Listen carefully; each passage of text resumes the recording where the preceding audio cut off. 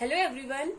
हम last time discuss कर रहे थे लॉ ऑफ केमिकल कॉम्बिनेशन। उसमें हमने देखा था कि 5 लॉ होते हैं जो किसी भी केमिकल रिएक्शन को फॉलो करने पड़ते हैं। तो फर्स्ट हमने पढ़ा था law of conservation of mass. Second हमने डिस्कस किया था लॉ ऑफ डेफिनेट प्रोपोर्शन। जो थर्ड लॉ है हमारे पास वो है law of multiple proportion. Law of multiple proportion propose किया था जॉन डेल्टन ने इन 1803 में। और इस लॉ की स्टेटमेंट क्या है? It states that when two elements combine to form more than one compound, then the masses of one of the elements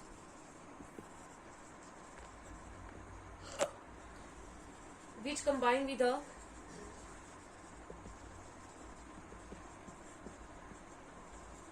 fixed mass of the other element are in a simple whole number ratio। इस law के according जब कोई दो elements combine करेंगे और combine करके एक से ज्यादा कंपाउंड बनाएंगे, देन क्या होगा? जो मास होगा एक एलिमेंट का जो फिक्स्ड मास ऑफ दूसरे एलिमेंट के साथ कंबाइन करेगा वो सिंपल होल नंबर रेशियो में होगा। एग्जांपल लेके डिस्कस करते हैं। जैसे हमारे पास कोई भी दो एलिमेंट्स है ए और बी। ए और बी आपस में कंबाइन करके दो कंपाउंड बना रहे हैं। एक इन्होंने बनाया ए बी, दूसरा इन्होंने बना दिया AB2। ये जो दो कंपाउंड्स ए बी ने बनाए हैं दो एलिमेंट्स ने, इसमें ए का मास अगर फिक्स हो, इन दोनों एलिमेंट्स में अगर जो ए एलिमेंट है उसका मास जो है वो फिक्स होगा, देन जो कंट्रीब्यूशन होगा मास का, ये जो बी एलिमेंट का ए बी में और बी एलिमेंट का AB2 में, वो क्या होगा? डिफरेंट होगा। सपोज करते हैं कि ए बी में जो बी एलिमेंट है उसके मास का कंट्रीब्यूशन M1 है और जो AB2 में जो बी एलिमेंट है इसका मास का कंट्रीब्यूशन M2 है। Then according to this law ये जो मास का जो कंट्रीब्यूशन होगा, ये जो मास का रेशियो होगा वो क्या होगा? सिंपल होल नंबर रेशियो होगा। जैसे अगर हमारे पास दो एलिमेंट्स है हाइड्रोजन एंड ऑक्सीजन। हाइड्रोजन और ऑक्सीजन दोनों आपस में मिलकर दो कंपाउंड्स बनाते हैं। एक बनाते हैं वाटर H2O और दूसरा बनाते हैं हाइड्रोजन पर ऑक्साइड H2O2। अब इन्होंने हाइड्रोजन और ऑक्सीजन ने मिलकर दो कंपाउंड्स बना दिए, वाटर और हाइड्रोजन पर ऑक्साइड। तो वाटर में क्या होता है? वाटर का फॉर्मूला H2O। तो वाटर में जब हाइड्रोजन और ऑक्सीजन आपस में रिएक्ट करेंगे और वाटर बनाएंगे तो इसमें हाइड्रोजन के कितना मास है? एक हाइड्रोजन का मास होता है 1 और एक ऑक्सीजन का मास होता है 16। तो यहाँ पे दो हाइड्रोजन है तो दो हाइड्रोजन का मास होगा 2।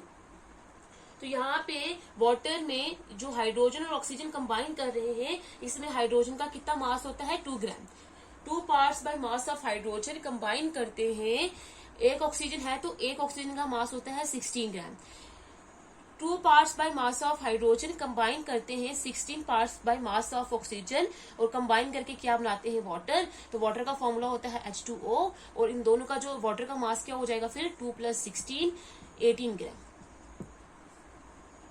अगर दूसरी तरफ देखिए हाइड्रोजन पर ऑक्साइड की बात करें तो हाइड्रोजन पर ऑक्साइड में हाइड्रोजन, इसका फॉर्मूला है H2O2।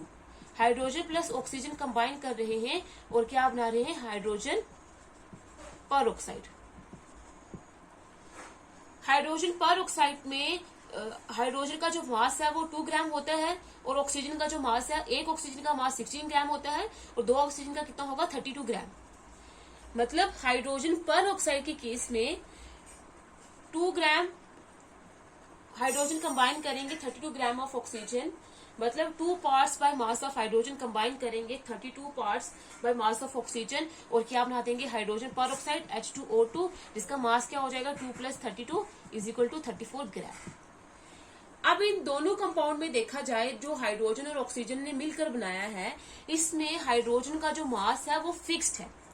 हाइड्रोजन का जो मास है वो क्या है, फिक्स्ड है। जब ये हाइड्रोजन का जो फिक्स्ड मास का एलिमेंट है, ये जो हाइड्रोजन, वो जब कंबाइन करेगा ऑक्सीजन के साथ, जिसका जो मास है वो अलग अलग है, वाटर में इसका कंट्रीब्यूशन अलग है और हाइड्रोजन पर ऑक्साइड में ऑक्सीजन का कंट्रीब्यूशन अलग है।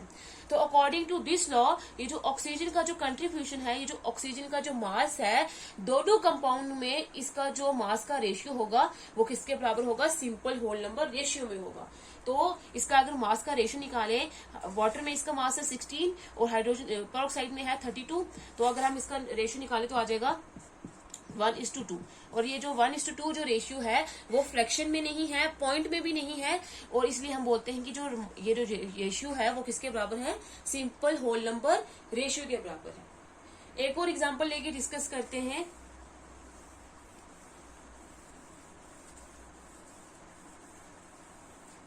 जैसे हमारे पास दो एलिमेंट्स है, nitrogen and oxygen. Nitrogen and oxygen दो एलिमेंट्स हैं, ये आपस में कंबाइन करके 5 कंपाउंड्स बनाते हैं। एक ये बनाते हैं N2O, जिसको हम नाइट्रस ऑक्साइड बोलते हैं। एक बनाते हैं NO, नाइट्रिक ऑक्साइड। थर्ड है NO2, नाइट्रोजन डाइऑक्साइड।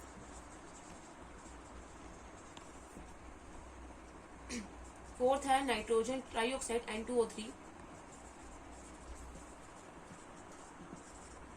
फिफ्थ है N2O5, नाइट्रोजन पेंटाऑक्साइड। मिलकर ये 5 कंपाउंड बनाते हैं। अब इसमें अगर कंट्रीब्यूशन देखें, N2O में यहाँ पे नाइट्रोजन का कंट्रीब्यूशन, यह हो गया ऑक्सीजन का कंट्रीब्यूशन। N2O में नाइट्रोजन कितने हैं, 2 टाइम्स, तो एक नाइट्रोजन का मास होता है 14, तो 2 नाइट्रोजन का मास कितना होगा,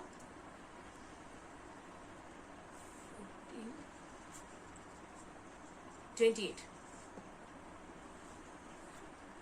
और यहाँ पे ऑक्सीजन एक ही है, तो एक ऑक्सीजन का कंट्रीब्यूशन कितना होता है, कितना मास होता है 16।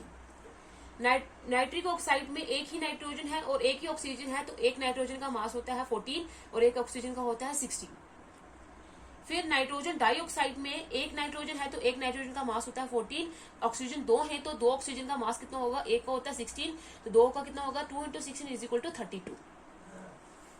फिर नाइट्रोजन ट्राइऑक्साइड में नाइट्रोजन 2 है तो 2 नाइट्रोजन का कंट्रीब्यूशन होता है, कितना मास होता है 28।